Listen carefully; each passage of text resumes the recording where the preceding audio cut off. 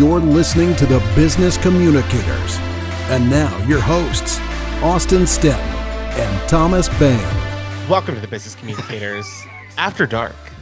This is Austin Stetton here with Thomas Bain. And we are coming at you recording 10 o'clock at night on a Friday because that's what we do. We have very important social lives. And instead of going to the Taylor Swift concert here in Houston tonight, we decided to get together and have a beer while we are recording. So if you're watching this video right now, we are doing a cheers, taking a sip.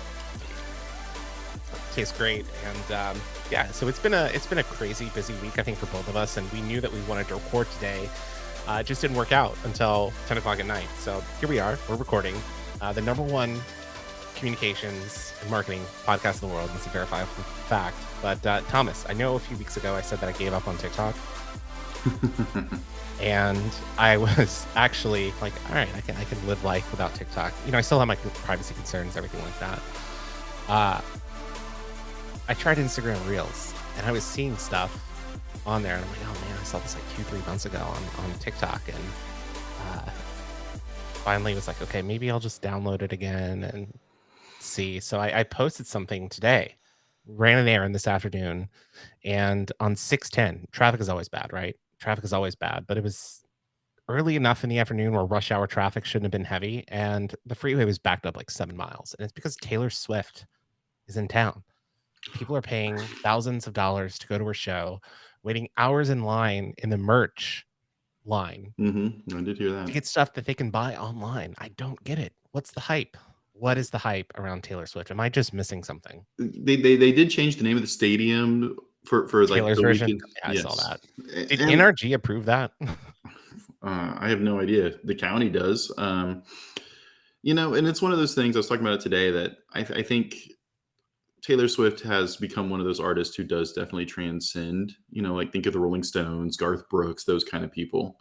I personally, I don't think I would shell out thousands of dollars to go see her ticket to show. No. But you have to remember, she brought down an entire website and made them go in front of Congress, for lack of a better statement. Yeah, you say that, you know, that she was trying to get rid of the resellers, but I'll tell you what, you know, she's here for 3 nights in Houston. We're recording on Friday night, so there's still 2 more nights. So when you're listening to this episode, she's already moved on. But I've heard that she goes on stage at 8 o'clock local time. I checked at 7 o'clock on StubHub to see what prices were for tickets, and you could get like 5th row floor seats for under $300. Just 2 or 3 days ago, they were selling for $1,500, $2,000. So she raised an issue with Ticketmaster. I don't know that she actually solved anything there. You know, but you know, I think that's today's business mindset as a whole. Is it's a flash in the pan. Yay, we did what we were supposed to. We rubber stamped it. And we talked earlier about all the news that went on this week and why we are recording at 10 o'clock, 9:45, 10 o'clock at night, is we have other jobs and this is our side hustle. And so I commend everybody else who has the side hustle. But you know, I've gone to concerts, I've gone to sporting events, walking up to the door and paying $2, $3 to get in. Oh yeah. Yeah. Before 9/11, I remember getting on Southwest Airlines flights for $15. Basically, the person would look me over and say, okay, you weigh about this much. We think this is how much fuel you're going to use. Get on the plane. But then there are other times when you walk up and you try to go to something, it's sold out. There's no way you're going to get in that door. Yeah. Yeah. So you have to be very flexible in what you want to do all the way through. You know, with that being said, I would, like I said, I'd go see Taylor Swift. I don't know in today's world, and I'm not a big fan of concerts at NRG because it is just so it's just the large. acoustics, the sound. Yeah, no, I totally get that. I think if you can avoid stadium shows, especially indoor stadium shows, you probably should. But Taylor Swift was also in the news this week. I don't know if you saw this, Thomas, but FTX, which we've discussed, I believe, Sam Bankman-Fried on this podcast. Gosh, I want to say like late 2022 we spoke about it, but as many of you are aware, there are a ton of celebrities who are being sued right now. You know, Tom Brady, you know, a bunch of YouTube influencers. There's a lot of big names, Larry David, that are being sued. I think it's like a $5 billion class action lawsuit, suggesting that these influencers, celebrities, didn't actually read the terms for this FTX sponsorship and didn't realize that there were significant issues on the product that they were promoting. And it came out this week that according to, I guess, the legal counsel for Taylor or somebody that's on the class action suit, I guess FTX offered her $100 million to be a brand spokesperson, which is an insane figure. But she was actually smart enough to read the terms, and she asked them, "Can you tell me that these are not unregistered securities?" And so because she had the knowledge to actually read and understand and to ask questions, because she knows that her brand is more important than anything else. She's a marketing genius. What she has done to take back her own music, creating Taylor's version. She turned down $100 million because she wasn't comfortable with the brand. There aren't many people out there that would do that. And we're talking, you've got people like Tom Brady just signed a $374 million contract with Fox to broadcast sporting events. He doesn't need the money. He's made over $250 million in his professional football career. He doesn't need the money. Taylor Swift turned down $100 million because she didn't like the terms. But I think part of that is because of her past. Taylor's version. It's because when she first got into the business, she signed something without fully reading it through, and it came back to bite her. And so now she gracefully, and her team geniusly said, "This is how we're going to do it. This is what we're going to do." I would have loved to be a fly on the wall on her strategy session with her and her PR people and her comms people and her legal team and her investment group in the room saying, "This is how we're going to do it. This is what it looks like legally. This is how we're going to do this. This is how we're going to do that." And she came out stronger than she was before. I think that's an interesting point. And I think also, as we've talked about the AI, with just voice, just the sound of your voice, certain voices like Morgan Freeman, you don't have to say this is Morgan Freeman talking to so-and-so. People know who it is. Exactly. And there's a really interesting case study this week. I don't know if you saw it, but there's a video going around. It's Drake, and who was the other artist? It's Drake and The Weeknd. And this AI company posted this video, and it's been going viral on all the social media platforms. It was on Spotify, it was on SoundCloud. It's actually a really decent song. An AI composed a version of a song that I guess somebody wrote, and it sounds like The Weeknd and Drake. It sounds exactly like them. You would have no difference. And it had millions and millions of streams. It was all AI. That's kind of frightening. I heard about that with Eminem from 2 or 3 weeks ago. Yeah, it's been done a lot, but The Weeknd and Drake, I would say they're more prone to have viral moments than Eminem, just because of this day and age of social media, I guess. Well, and it's also interesting because I think yesterday a study on Spotify came out that there was the same song being played by 5 different artists, and it was an AI generated where it was just creating an artist's name and just putting it through Spotify. So it wasn't until one listener said, "You know what? That sounds familiar. I think I heard that song like 10 minutes ago." And so I think Spotify right now is going through and looking at it as, do we even need to pay artists, or can we just create music? Well, yeah. So all of the streaming services took down the song, and the record label has actually issued a statement basically drawing a line in the sand and saying, you're either with us and for supporting artists and creativity, or you're against us. And so where do you stand? And so I really think this is going to be an interesting space to follow moving forward. I think here locally, we mentioned Taylor Swift. She's performing at NRG Stadium. The spokesperson for NRG is Matthew McConaughey. He's also the spokesperson for Lincoln, the motor company. I imagine using his voice and hiring him to do the voiceovers or act in some of those ads is pricey. I would venture to say it's well over 6 figures. If you can use AI to replicate his voice, should brands do that? Is that ethical? I mean, if they're just using a voice, even though it's not Matthew McConaughey, and I know you could have done this for years with voice actors, but where does that work in terms of ethics. What are your thoughts on that?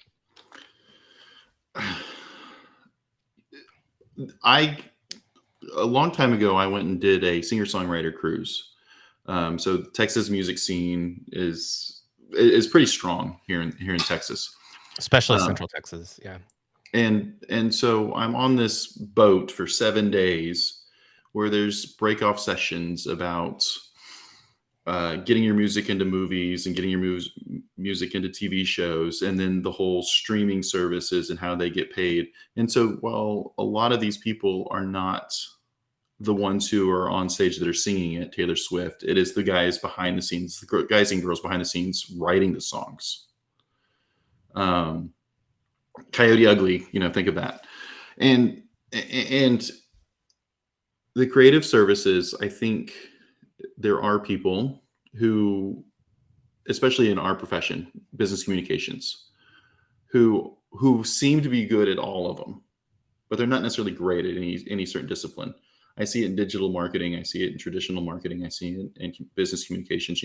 There's a difference between media relations, internal comms, and investor relations. Yeah, there are some people who can do all three of them pretty well, but there's not a whole lot of them.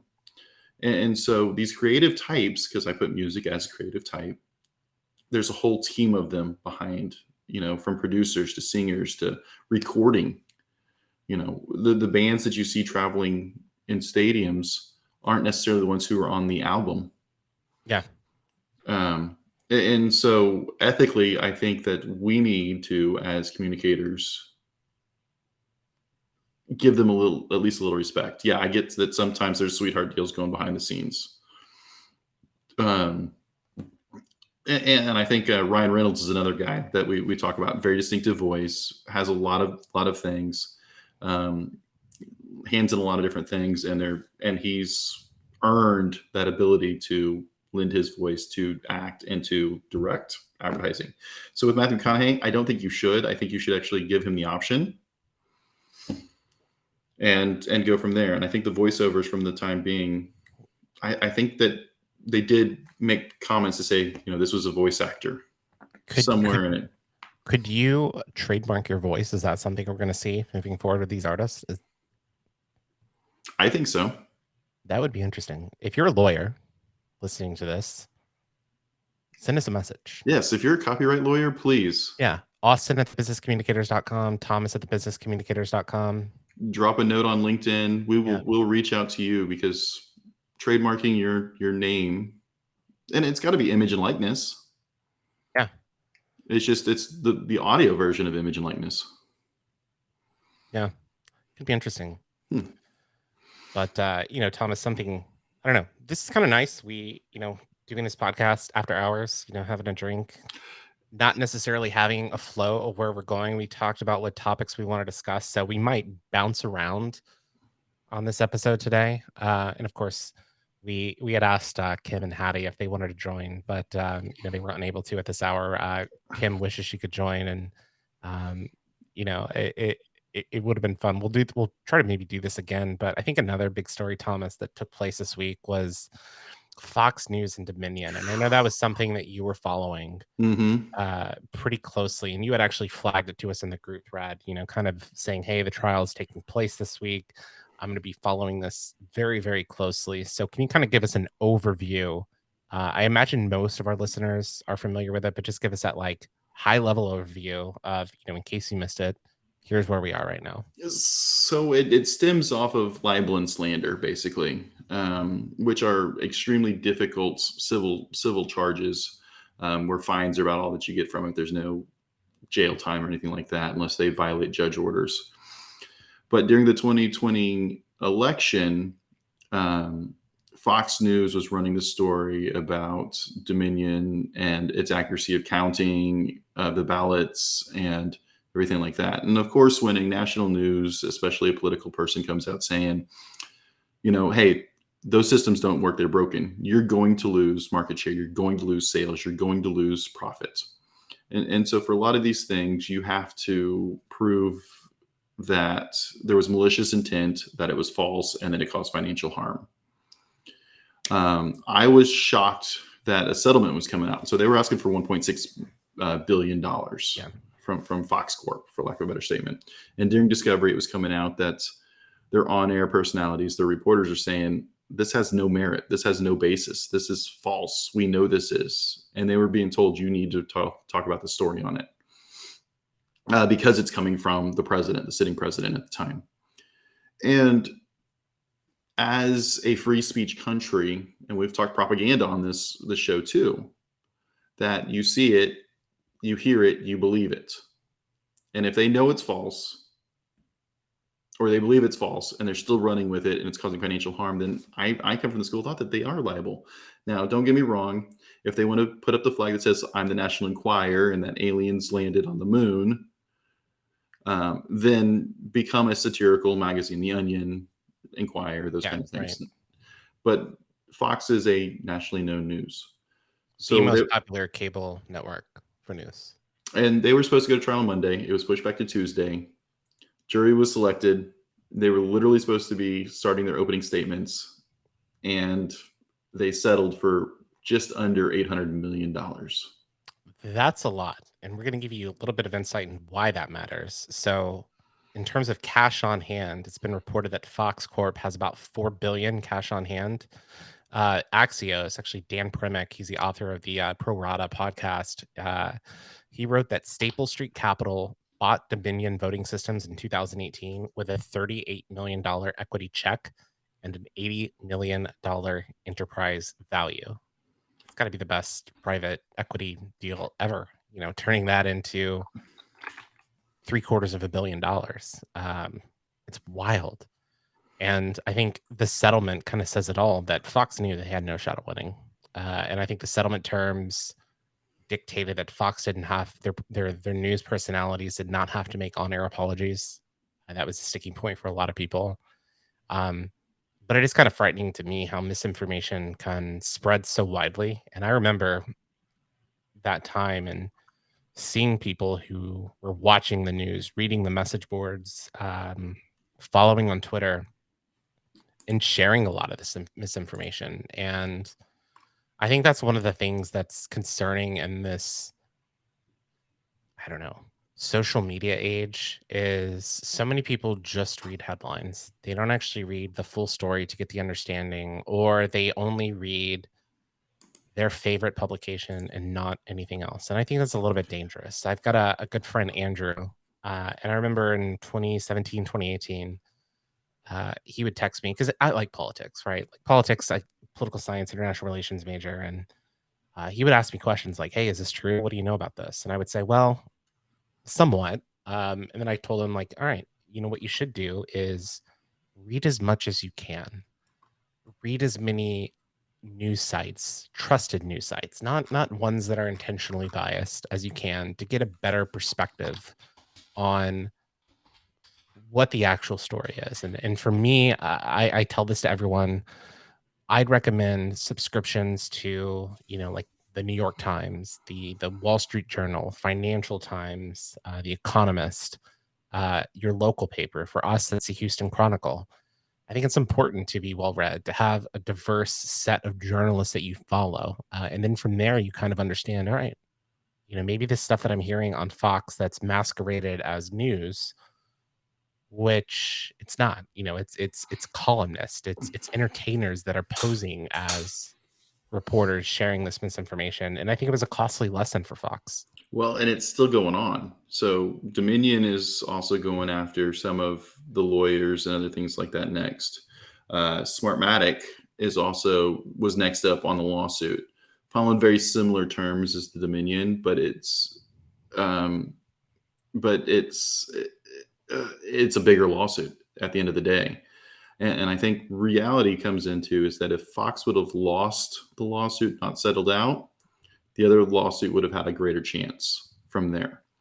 But you hit the nail on the head, is use some logic, use some thoughts. A lot of times, dirty little secret, that a lot of headlines aren't written by the people who are writing the articles. And most people don't know that. Exactly. It was AI before AI became AI writing it. Right.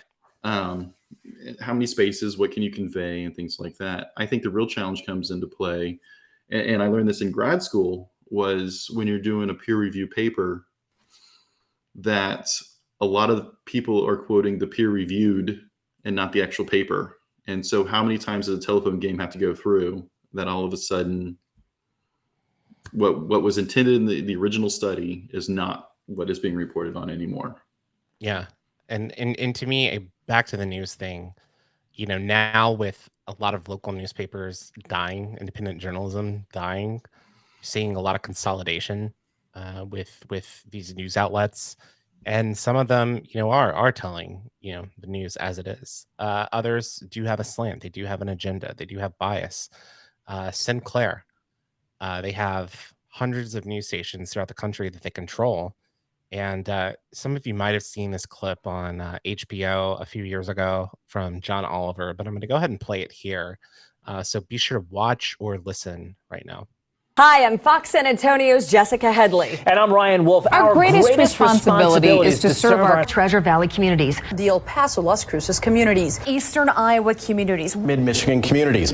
We are extremely proud of the quality, balanced journalism that CBS 4 News produces. But we are concerned about trouble and trending irresponsible, one-sided news stories plaguing our country. The sharing of biased and false news has become all too common on social media. More alarming, some media outlets publish these same fake stories without checking facts first. The sharing of biased and false news has become all too common on social media. More alarming, some media outlets publish these same fake stories without checking facts first. Unfortunately, some members of the media use their platforms to push their own personal bias and agenda to control exactly what people think. All right, that's too much. I was going to say that's a lot, but you get the idea. These are scripts that are being sent from the media conglomerate to the local stations, being passed off as independent journalism, local journalism. And I'm not saying all local stations are like this.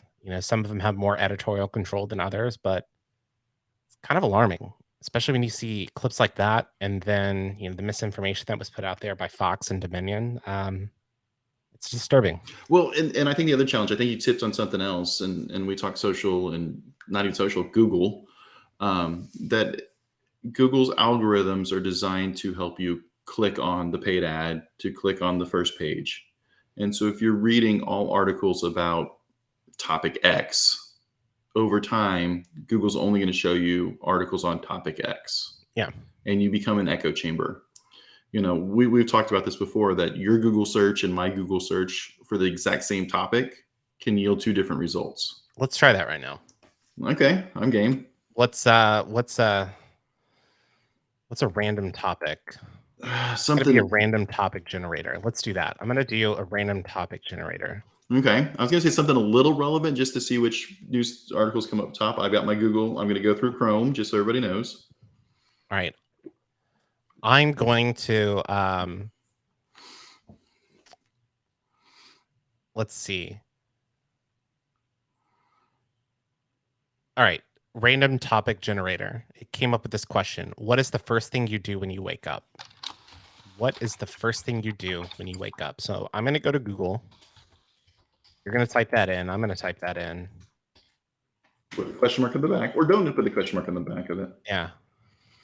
It doesn't matter. Let's, how do we do it? I'm curious. Let me know what your top search results are. I got Farm Easy. I got that. Yep. 25 things to do in the morning when you wake up after you sleep from Success Consciousness. Got that. Yep. And then I've got a Quora and a couple different ones. And then below that, I have NBC News, Medium, Health Digest, Self, Hack Spirit, and then a bunch of videos. Yep, I got the same. Let's try something a little bit more relevant, and it's a topic we're probably going to talk about at some point in time during this podcast. Type in Pity City. Pity City? Yeah. One word or two? Doesn't matter. See what you do. Right. So the first thing that I see on my screen is kind of an outlet, I guess, like an overlay of news stories. Mm-hmm. I've got Day-to-Day, CNN, NPR, MLive, and People. And then when you actually scroll down to story is the first one that comes up is CNN, then a bunch of videos, Wall Street Journal, NPR, The Register, Urban Dictionary. So I have up to the videos, but then I have Vice. It shows up as as right after CNN. Interesting. And I don't then- have Vice anywhere. I have LinkedIn actually is on my page 1. Spotify is on my page 1. Pinterest is on my page 1. I have New York Post, Urban Dictionary, Spotify, the song, and then USA Today, M Live, the apologies she made. It's not 100% different, but there are some differences in there. And so I think if we were to type in stereotypes about Texans, if we were to type that in Texas versus, let's call it, Germany, there's probably going to be different results. 100%. Absolutely. And I think also, we're co-hosts, we're friends, we have similar views, we've played golf together, we're having happy hour, we're drinking beers together. We've played golf in a baseball stadium together. That's also true. And we had a lot of beers while doing it. Too many beers. There is photographic evidence of Thomas and I to prove it. That will never see the light of day. Well, actually, no, there's one video of that. But what I'm saying is that while our Google searches are different, they're not drastically different because our mindset, our professions, right, our genders are a lot more similar than they should be. And to your point, we're both in Houston, so we're going to get a lot more business kind of stuff from there.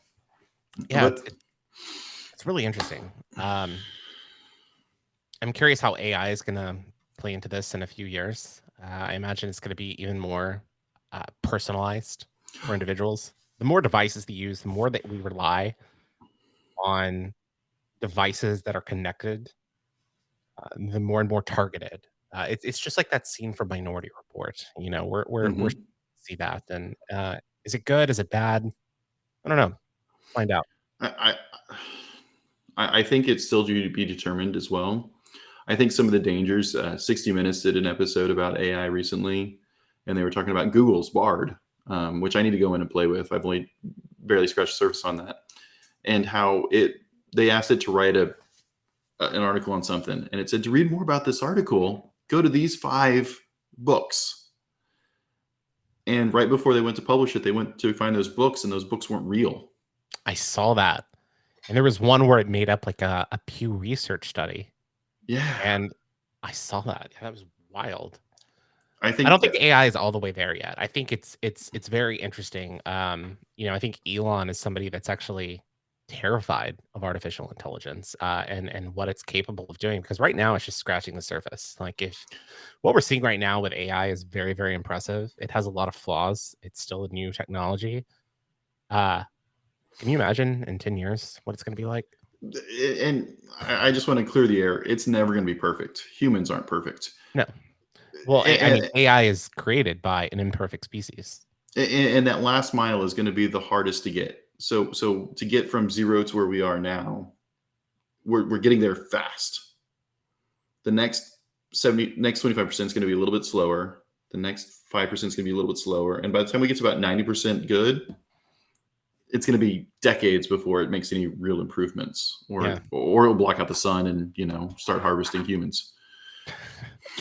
This is what happens when you podcast after dark and have beers. We talk about zombie apocalypse on a communications podcast, but I don't know. Hopefully you're enjoying this. I was thinking The Matrix. I was going with The Matrix. Red pill or blue pill? Are you a red pill or a blue pill guy? Both. See what happens. Too funny. But I'm glad we are doing it after dark, because we talk so much about office communications and bringing your whole self to the office. Nobody does, but then yet you go to happy hour. And I always like to say you should probably go to happy hour with your colleagues at least once a month, and not the same colleagues every time, because you do get the off the cuff conversations that are really, really, really interesting. Yeah, I actually went to a happy hour a few weeks ago. It was my fraternity. We went to Carbach Brewing, actually, which is what I'm drinking right now, Crawford Bach. So got the Astros rainbow colors. This is not sponsored by Crawford Bach. Unless you want to. Yeah, it was guys in my fraternity, and I was speaking to my mom about it, and she was, well, was it great to catch up with everyone? And I was like, actually, I was meeting a lot of new people. It wasn't people from my class or when I was there. I mean, it was guys that graduated in the 80s, guys that graduated 2 years ago. So it was a really diverse age range, and that was a lot of fun. I mean, I was there for 3 to 4 hours, and it was a lot of fun meeting people and chatting with people and hearing where they came from and what they're doing now, their families, their travel habits, their kids, relationships, all of that. It was a blast. And I had lunch the other day with a fraternity brother of mine that I hadn't talked to. Well, I talked to him probably once a year or so, but we hadn't seen each other in person in 6 years, is I think what we calculated out. And so it was great to catch up on, the misses and the kiddos and those kind of things, and find out that we now live 20 minutes from each other, which is next door in Houston time. But it's funny you say Crawford Bach, and one of the things from this past 2 weeks really has been the Bud Light issue. Yeah. And you and I made the comment about, well, all these people who are going to stop drinking Bud Light or Budweiser products and drink Carbach. Well, that was the funny thing, is because Dan Crenshaw, who was one of the elected, I think he's your congressional member where you live. Yes. I believe Dan Crenshaw is your elected official. He tweeted a video of him going out to his backyard where he's got his like beer fridge, I guess, and he was like, well, no Bud Light here. He's like, at least I got Carbach. And for those of you that don't know, InBev is the company that owns Bud Light, which is also the company that owns Carbach. So a lot of the people boycotting Anheuser-Busch InBev are drinking their products just under a different label. I think that's hilarious. That is a song as old as time. You look at Toyota and Lexus. We would have created. I would never buy a Toyota, but I drive a Lexus. Yeah, it's the same thing. It's the same thing. I mean, to be fair, I boycotted Bud Light years ago. It has nothing to do with their marketing. It's just a terrible beer. I don't like it. It's water. It's one step above water. And as we were talking about this, and it's funny you said fraternity thing, and you're drinking Anheuser-Busch products. So the VP of marketing, who kind of was the brand manager of it, who I think as of today is on extended leave now, but she came out saying, she actually that news broke today. Friday evening, actually, that Alissa Heinerscheid. Yeah, that's her name. Yeah, she's led the brand since June. She took a leave of absence and is replaced by Budweiser Global Marketing VP Todd Allen. But she came out saying that she wanted to make Bud Light less fraternity. And yet when she said that, of course, the internet sleuths came out and found pictures of her at her school going to fraternity parties, for lack of a better statement. Yeah. I mean, the reason why you drink Bud Light in college is because it's all you can afford. It's and cheap. Then once you get a job, you can afford to expand your horizons and have better drinks. You can still stay in the InBev family. You can still drink Carbach, a local beer. But yeah, I think it's really been interesting. I think there's a lot of showing off your beer. You can tell I'm from Texas. Yeah, Lone Star. Yeah, I think there's a lot of performative outrage out there, Thomas, on Bud Light and this outrage culture. It happens on both sides of the political aisles, and Bud Light or Anheuser-Busch, their market value fell. I think it was $6 billion or $5 billion, but they've regained it since then. I mean, it was just a blip. I mean, it in the grand scheme of things, it's not going to impact Anheuser-Busch. It's not going to impact the product itself, Bud Light. Anyone who thinks that it will is misguided. I will say, though, that the one thing that I was kind of disappointed in with this situation is, I think if you're Bud Light and you do decide that you are going to go this route with an influencer, stick by it. Either embrace it or don't. Like, if you can't stick by your decisions when the going gets tough, you shouldn't make that decision to begin with. Like, if you're not fully confident in the decision you're making is best for your brand, you shouldn't make that decision. And you're going to have decisive decisions to make all the way around. Bud Light has burnt orange University of Texas cans. And making the college thing was like, they made dumb decisions in the past. How's this any different? Yeah. And I'm not saying it's a dumb decision by any stretch of imagination. I'm just saying, to your point, stick with it. Lean into it. But really, my question comes more along the lines of, we talked influencer marketing. When Donald Trump Jr. turns around and says, we don't need to boycott Anheuser-Busch, they donate to the GOP party. I'm like, how much did he get paid to say that? Yeah. That's the thing that I have a problem with, is this outrage culture. And, I think it's brave for Bud Light to use Dylan Mulvaney. And, she wasn't even like, she wasn't even a brand ambassador. I think they sent her a customized Bud Light can on like the anniversary of her coming out, or For 1 year transition. Yeah, something like that.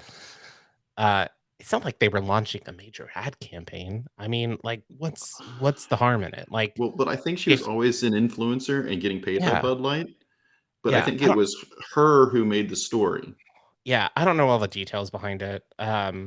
I just know people have been talking about it for 2 weeks, and here we are talking about it. But the reason why I wanted to bring it up is PR News.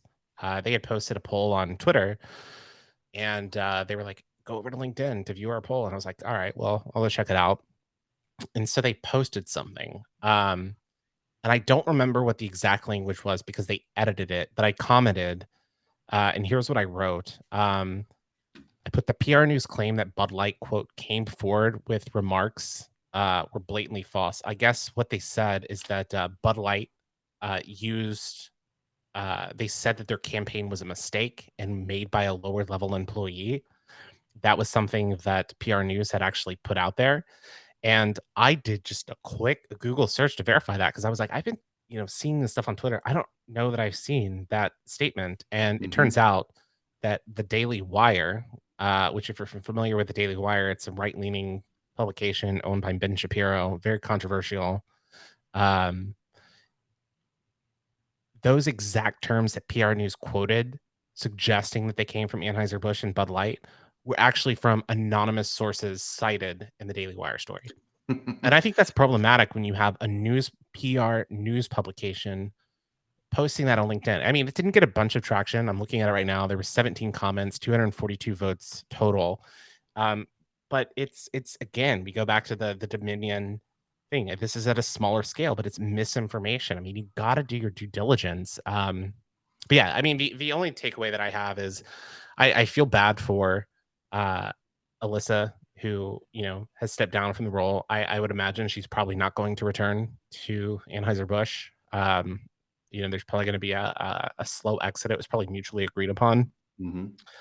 But it's, if you hire somebody and empower them to develop campaigns, you got to stick by them.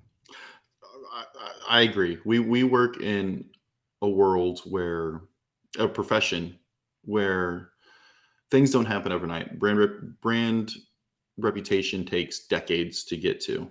And you can ruin it in a matter of minutes. Seconds. And I feel for Alissa as well, but I think she violated one of the rules that we talked about a lot on this podcast. Is it's a bad day when we're in the news. It's a great day when our clients are in the news. And when we become the news story, that's when the challenge happens. And when she became the news story, it was a snowball effect. Yeah, and I think part of that could have also been handled a little bit better by the brand media relations team for Budweiser. I mean, the CEO, he issued a statement last Friday, so 1 week ago from when you're listening to this, but it was 10 days after, the controversy had gotten out there. I mean, if he would have issued a statement day one saying, look, we're an inclusive company. Sorry if you don't want to drink us. Like, we still have millions of other customers. We'll be fine. Like, that would have been bold. But they stayed silent for 10 days. And I think that just exacerbated the problem for them. Yeah, legal had to sign off on everything under the sun. But you're saying Budweiser's not going to be hurt by it. And I don't think Budweiser's going to be hurt by it. Bud Light's going to be hurt by it. I think who might be hurt from this whole fallout might be the distributors, or a handful of the distributors. Because if Bud Light's 20% of their portfolio and they lose 10% of that, they're losing 10% of their sales overnight. And so, that's behind the firewall. I have no idea how much their portfolio breakdown of certain distributors are. But as we talk about that, changing subjects, another breaking news from this week that has grown a lot more legs than I thought it was, is, I'd like to say, CEOs saying things without thinking. Yeah. Is Andi Owen, the CEO and president of MillerKnoll. Yeah, So she had a team meeting, global team meeting with all of her staff, and they were talking about bonuses, about how they might not get bonuses. And so she had heard rumor people were complaining that, what are we going to do if we don't get our bonuses? And so she goes onto this stream, and it starts off nice, and then it just falls off the rails quickly. She talks about, we need to hit $26 million. You need to get off your tail and earn the $26 million we need to hit. And then talks about an old boss. And that's why we looked up Pity City, because she said, get out of Pity City. Yeah. You can either stay or you can get out of Pity City. Totally not handled well at all. Like, I've seen it on LinkedIn by a lot of different people, seen the clip. And now they're starting to come back, and she's issued an apology, and the board is coming out saying that it was taken out of context, everything else like that. But other things are starting to come to light. Like, she made $5 million last year. And some of that's funny accounting with stock options and those kind of things. But $5 million is basically her take home, or her pay for last year. That's 20% of the company revenue. Of what the target goal is for the year, at least, or what they need to hit. The other thing that I thought was interesting was the median. So not the average, the median salary of the company is $44,000. So an employee there would have to work over 100 years to make what she makes in 1 year. And so my caution to CEOs on this one is, thanks to the financial crisis of, insert housing crisis, .com bubbles and those kind of things, is that if you're a publicly traded company or thinking about being a publicly traded company, your top 2 people's salaries are known with a quick Google search. Just putting that out there. So back in the day when, nobody talks about what the upper echelons are making, and it's taboo to talk about income at the office place. What's your take on that? I'm really curious, because I know that I think we've talked about salaries a little bit. I think it's good to talk with friends, not in a braggadocious way, but especially if you're colleagues in the same field. Like, do you know what this job is paying? Do you know what this job is paying? Like, what is the salary expectations? Like, you and I have both applied for jobs or have been reached out by recruiters on LinkedIn who have said, hey, this is a very interesting job. And you look at the description, you're like, oh yeah, it is interesting. And then you ask them a question like, hey, this is very interesting. Thanks for reaching out. I appreciate it. Before we go any further, are you able to give me a salary range for this role? Some will be transparent and tell you, which I think is great. It saves everyone time, because if I'm really interested in the job, but we are $40,000 off on the salary, I just wasted several hours building up my resume, interviewing with this company. But if you can tell me right off the bat, and we're in the same range, yeah, let's go for it. I've had some recruiters who are transparent, some that aren't, some that say it's based on your previous experience. And it's like, no, like, tell me what the budget for this range is, or for this job. What is the budget? What is the range? I think that's incredibly important. And I also think it's important, not to post on LinkedIn, like, this is how much I make, but I think it's important to gather intelligence. So you kind of know, like, all right, what should I be looking for in a career? Am I being paid for what I was worth? So first off, I was going to say a couple hours. Usually it's about 2 to 3 days of researching the company, getting the resume, the keywords. Who am I talking to behind the scenes before even making the application done? So teach me the ways of doing it in a couple hours. I was thinking of just like actual interview and on the phone conversations. Yes. Not the time and effort going in. But I go about it the other way around. So when I'm looking at it, I'm looking at what are the job descriptions? What is it they're expecting to be doing? If I'm going to be pounding out press releases all day and nothing else, I'm not expected to make a whole lot of money. But I think part of it is, and this is true across all walks of it. I've seen big companies, I've seen small companies. They're trying to get the cheapest labor they possibly can to boost their profits. But at the end of the day, they have a greater concept of where the influx is. I've seen a lot of job descriptions where they're willing to pay a 5-year, how much somebody with 5 years of experience has. But the job description is somebody with almost 20 years of experience. Yeah, I've seen that several times. Or they have like entry level jobs posted, but they want you to have like a master's degree.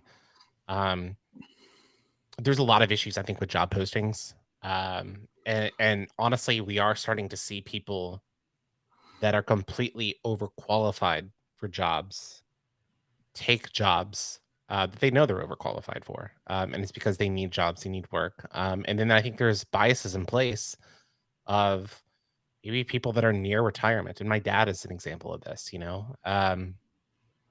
He doesn't have a high school diploma. You know, he hasn't worked in a few years, but when I think around 2019, he was you know, applying for jobs and he was having difficulty. You know, he had been like a team manager, you know, had been in that role for, I don't know, 15, 20 years. It's been a while. And based on his amount of years employed and his experience level and moving from company to company, basically with the same client, you could either infer one of two things. One, that he should be at like a VP level. And so you might ask those questions and say, oh, well, he's going to demand this kind of salary. You know, some people know that they're not going to be a VP. Some people, you know, have a certain skill set and they're comfortable in what they do. They're good at what they do. And, you know, I think there are companies out there that would try to take advantage and say, well, we want your type of skill level, but we can only pay you like $35,000 or $40,000. And it's tough. You know, you go through this whole process of interviewing and having these conversations, and then you're so far apart. It's not good for morale. I think two challenges with that. One is, you know, to get raises, to get promotions, you pretty much have to leave your company, come back, or anything along those lines. And somebody said it best was on the pay gap and the pay scale gap is somebody gets in a job, they work there for 10 years and they get their 3% cost of living raise or 2% cost of living raise every year, performance bonus, whatever you want to call it. But then somebody comes in who's younger, but now the market has shifted. So for that same job band is now $30,000 higher than where it was 10 years ago. And so they come in without the experience and they're already making more than that. Now, if you extrapolate that across a large company that has 50 people that work there in the same pay band and you bring in this one person, now you have 50 people that are underpaid. So, but that comes back to the thing is if you take care of your employees, then you don't have the people who are jumping ship every time for titles. You know, to your point, 15 years, shouldn't he be a VP? It's also kind of difficult too, because would you rather pay somebody, let's just use round numbers. Would you rather pay somebody $100,000 and you know they're going to be there at the company for 5, 6, 7, 8, 9, 10 years?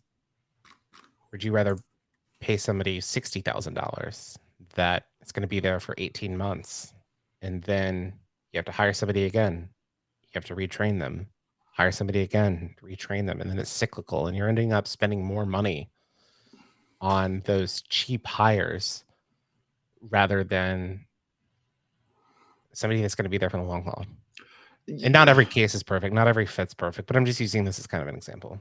No, and using it as a marketing example, and as we were talking about Andy and Pity City and CEOs with this huge pay, even the younger people, is at the end of the day, we have to be delivering value to our employers. Either we're bringing in more money, so a return on investment or ROAS, return on ad spend, or we have to be saving the money. And savings is a little bit different, because if you're saving your salary, then technically it's a wash.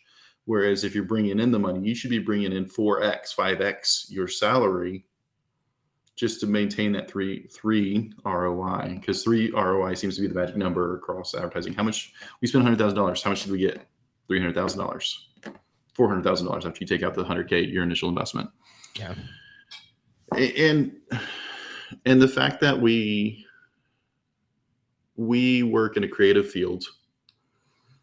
We have lots of experience. We have lots of knowledge. We know what rocks to underturn to understand our customers. We know what needs to be said. We know the value of brand reputation. But at the end of the day, we don't always get it right. The best business communications people, the best marketing people, the best advertising people, they still get it wrong. 1 in 20 times, 1 in 10 times, 1 in 5 times reality. If they're right 80%, they're doing really good. And I've had so many people say, well, 80% is not very good. And I'm like, 80% is not very good if you're with like 3 or 4 commas in your investment. But if it's $1,000 bet, then 80%, cool. Yeah. And I've told people, having a statistics background, when I say, I'm dealing with humans, sometimes I'm looking at an 80% confidence. And they're like, well, that's not very good. And I'm like, well, let me ask you this. If we go to Vegas and I say we're going to win 80% of the time, are you going to be following my bet? And they're like, absolutely. It's a really good perspective to put it into. And so I'm torn there, because pay one person $150,000 who's going to be wrong 1 in 10 times, or pay 3 people $50K and you're spreading your odds out. You get what I'm saying? Granted, as you progress in your career, you're hoping that percentage goes down of the times that you're wrong. That you're able to see, okay, this is the trend I'm seeing. Let's stop doing that. Yeah. Here's what I'm seeing between the lines versus what I'm reading in the newspapers. So that's where I'm torn is. But to your point, I'd rather have somebody who is loyal. I'd rather have somebody who I'm not having to retrain, because training costs money. Training costs a lot of money and time, which is the most important thing. Time is money. Yeah. And so, I'm a huge fan. I'm not gonna lie or sugarcoat it. I'm a huge fan of profit sharing bonuses, with the understanding is that when the company's doing good, we pass it down. We don't pass it to the shareholders who just own us on a piece of paper. We're passing it down to the people who are the frontline employees who made the money. Yeah, you're incentivizing them. So you're in essence, and it should almost be an inverse. The lower amount of money you get paid, the bigger your bonus possibility is. Not as a percentage, total dollars. Yeah. Because those are the frontline employees at the end of the day, especially in retail. I've worked with some people. Well, actually, I'll say this first. Bonuses are never guaranteed. No. So if you are making $100,000 and you're told I'm going to get a 10% bonus, know that you are making $100,000. If you get that 10% bonus, great. Mm-hmm. Don't plan on it. No. I was at a place a few years ago, and I think there was like a holiday bonus maybe that was given. It wasn't much. It was like $500 or $1,000. I was excited about it. It's extra money. It's it pays for Christmas gifts. It's an unexpected surprise. Somebody was like, it was only $1,000. Like, come on. They could have done more. It's like, be grateful. This is something, it was a surprise. And it's like, I will never complain about unexpected money coming to me. Be grateful for it. I think it's perspective, 100% perspective. I Googled, and we'll have to drop it into the chat in the show notes, of the Christmas vacation bonus check scene with Chevy Chase. I got it. Yeah, I remember that. Yeah. But it's perspective. And my 7-year-old daughter today, we were doing something, And I was like, oh, well, we have to get this done, and it's going to be about 40 minutes to do it. And I could tell my wife's like, what? That's so long. And my 7-year-old daughter said, you know what? It's under an hour. I was like, that is the best perspective you've ever had. Just, 40, 45 minutes.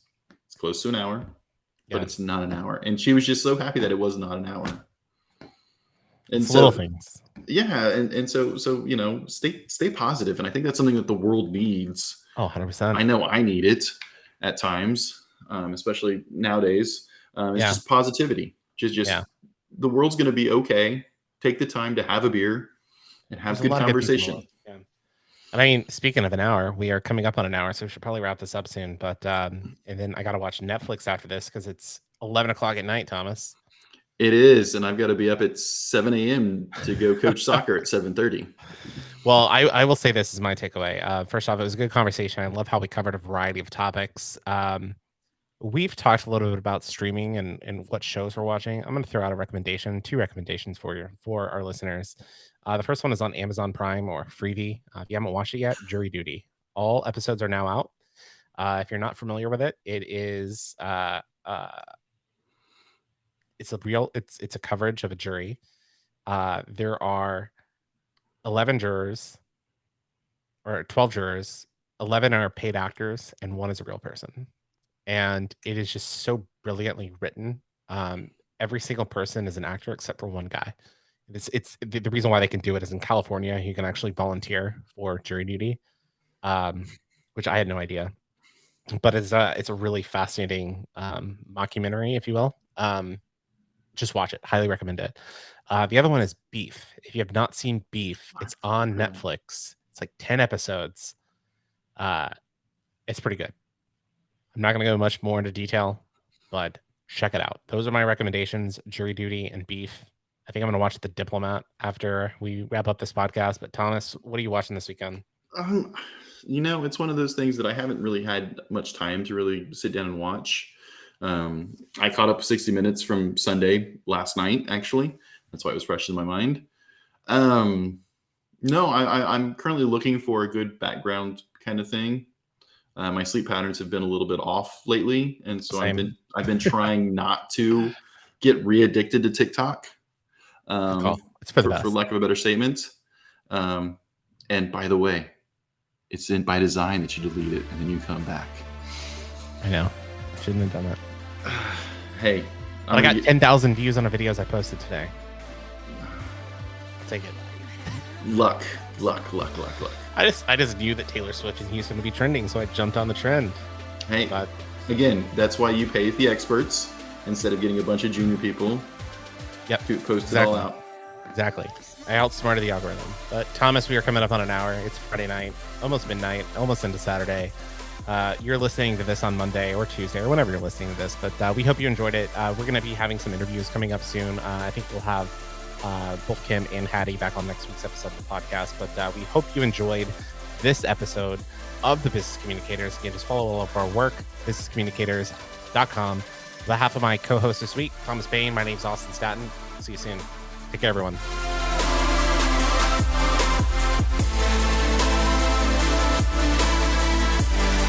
You've been listening to the Business Communicators. If you haven't done so already, be sure to subscribe to our podcast on iTunes and leave us a 5-star review.